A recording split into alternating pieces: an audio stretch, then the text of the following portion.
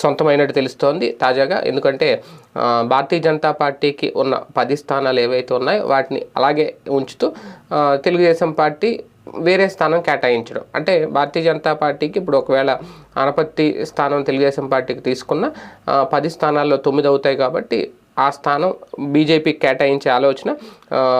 వేరే స్థానం అంటే అది ఉంగుటూరు కానీ ఆల్రెడీ తంబళ్ళపల్లి కానీ అడిగారు, కానీ ఉంగుటూరు ఆల్రెడీ జనసేన తీసుకుంది కాబట్టి ఆ సీటు వెనక్కి ఇచ్చేది లేదు ఖచ్చితంగా, ఎందుకంటే ఆ పార్టీలోని వివాదాలు జరుగుతున్నాయి కాబట్టి తంబళ్ళపల్లి సీటును బీజేపీకి కేటాయించే ఆలోచన తెలుగుదేశం పార్టీ చేస్తోంది.